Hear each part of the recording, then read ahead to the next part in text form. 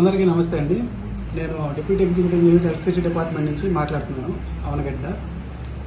ఈ మధ్యన electrical accidents ఎక్కువ జరుగుతున్నాయి కాబట్టి పర్టికులర్గా ఆక్వా పాండ్స్ సంబంధించి ఆక్వా కల్చర్లో జరుగుతున్నాయి. దానికి సంబంధించి కొన్ని ప్రికాషన్స్ తీసుకోవాలని చెప్పేసి మేము తెలియజేయడం కోసం ఈ వాయిస్ మెసేజ్ ఇస్తున్నాం మీకు.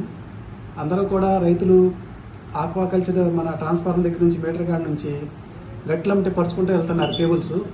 దాని మూలంగా ఏమవుతుందంటే అది గీతలు తొక్కి కానీ లేకపోతే మీరు వేసిన జాయింట్లు కాడ కానీ ఆ కరెంటు లైవ్లో ఉండటం మూలంగా ఈ మేతలు వేసేటప్పుడు బాగు చేసేటప్పుడు వాటి మీద కాళ్ళు వేస్తున్నారు. కాళ్ళు వేయటం వల్ల ప్రమాదం జరిగి ప్రాణహాని జరిగి ప్రాణాలు పోతున్నాయి.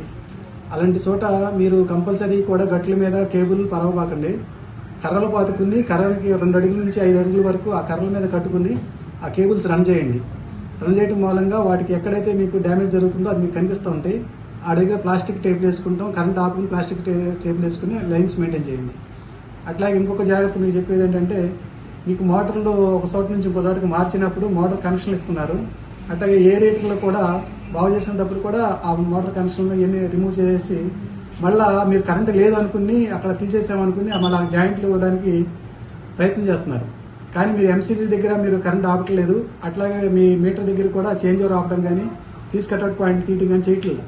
ఆ వేమరపాటులో అక్కడికి వెళ్ళి ఆ పని చేయడానికి ఆ వైర్లు అంటుకోగానే ప్రమాదం జరిగి మరణిస్తున్నారు. ఇప్పుడు ఫ్రీక్వెంట్గా నిన్న ఇవాళ కూడా అట్లా జరగడం జరిగింది. వలపాలెం ఏరియాలను పెట్టలంక ఏరియాలో జరుగుతున్నాయి. గతంలో కూడా పెట్టలంక ఏరియాలో జరిగినాయి.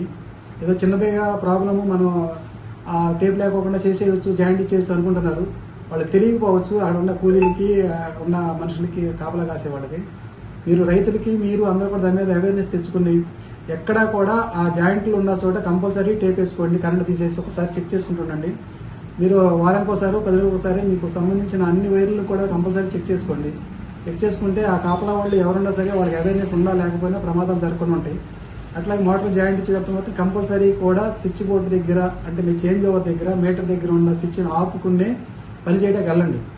అక్కడ ఏం జరుగుద్దంటే మీరు ఒక చెరువులు ఏరియాలు తిరుగుతూ ఉంటే ఇంకొక చెరువులు ఆగిపోతాయి. ఆగిపోయిన చెరువు దగ్గరికి వెళ్ళి పని చేద్దాం అనుకుంటారు. బట్ ఇక్కడ నుంచి కరెంట్ అక్కడికి వెళ్ళే ప్రమాదం ఉంది కాబట్టి మీరు కంపల్సరీగా మొత్తం అన్నీ ఆపేసుకున్న తర్వాతే మీ చెరువులకి బయట కరెంట్ వెళ్ళట్లేదు, ఏ ఏరియాలు తిరగట్లేదు అనుకున్న తప్పుడే మీరు పని చేయడానికి చేయించండి ఎలక్ట్రీషియన్ చేత. మీరు ఎలక్ట్రీషియన్లు కూడా అక్కడ ఉండే కాపలా వాళ్ళతో ఎవరితో మళ్ళీ వాళ్ళతో పనులు చేయించకండి. మీరు సర్టిఫైడ్ ఎలక్ట్రీషియన్ చేత వర్కులు చేయించండి. వర్కులు చేయించుకుని రైతులు కూడా దగ్గరుండి ఆ పనులు చేసుకున్న తర్వాతే మీరు ముందుకెళ్ళాలి. అట్లా కాకుండా ఎట్లా జరిగితే ప్రాణహాని ఎక్కువగా ఉంటుంది. కాబట్టి నేను మీకు అవేర్నెస్ క్రియేట్ చేయడం కోసం ఇవి చెబుతున్నాము. మీ ద్వారా మిగిలిన ఇంకో 10 మంది రైతులు పంపించండి, అందరికీ తెలవాలి. ఎందుకంటే ప్రాణం అనేది పోతే రాదు, కానీ కరెంటు జాగ్రత్త తీసుకోకపోతే మాత్రం కరెంటుతో మనకు చాలా ప్రమాదాలు ఉన్నాయి. మీకు ఎంత ఉపయోగించుకుంటున్నారో అంత ప్రమాదాలు జరుగుతున్నాయి. కాబట్టి అట్లా ప్రాణహాని జరగకూడదనే ఉద్దేశంతో మేము చెబుతున్నాం. అట్లాగే అట్లా కాకుండా ఇళ్ల కాడ కూడా మీరు సేమ్ ఇలాంటి జాగ్రత్తలు తీసుకోవాలి. అన్ని స్విచ్లు ఆఫ్ చేసుకోవాలి ఏ పని చేసిన తర్వాత అయినా. అట్లా మీ ఇంటి దగ్గర ఉన్న పోల్స్ కాడ కరెంటు మన వర్షాలు పడ్డప్పుడు ఆ పోల్స్ అంటుకుంటాం కానీ ఇలాంటి పనులు DTR దగ్గర నుంచి ఉంటాం కానీ ఇలాంటి పనులు చేయబాకండి. ఇట్లా కరెంటు సంబంధించి ప్రతి జాగ్రత్త చేతి తీసుకోకపోతే మాత్రం ప్రాణహాని ఉంటుంది. కాబట్టి అట్లాగే మీ గీతలను వదిలేసినప్పుడు కానీ ఆ కరెంటు పోల్ దగ్గర రుద్దుకుంటాం, స్టే వైరింగ్ రుద్దుకుంటాం, ఇలాంటివన్నీ అవాయిడ్ చేసే విధానాన్ని అలవర్చుకోండి. కరెంటు మనకి ఎంత యూజో కరెంటు అంత ప్రాణహాని కూడా ఉంది కాబట్టి 1-2 సార్లు మేము చెప్తున్నాము. అలాగే రైతులు కరెంటు వాడే విధానంలో కూడా మీరు కెపాసిటీ బ్యాంకులు కరెక్ట్గా చూసుకుని ఎంత కెపాసిటీ ఎన్ని యూనిట్స్ పెట్టుకోవాలో మీ ఎలక్ట్రీషియన్ చేత పెట్టించుకొని ఆఫ్ ఆన్ కరెక్ట్గా చేసుకుండా కరెంట్ని సేవ్ చేసుకోండి. ఏరియేటర్లకి మీకు లోడ్ పెరుగుతున్నా కాడి నుంచి విపరీతంగా కరెంట్ బిల్లు వస్తూ ఉంటుంది.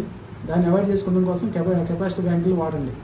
ప్రమాదాలు నివారించడానికి మాత్రం ఇప్పుడు మేము చెప్పిన సూచనలు కంపల్సరీ మీరు పాటించాలని కోరుకుంటున్నాం.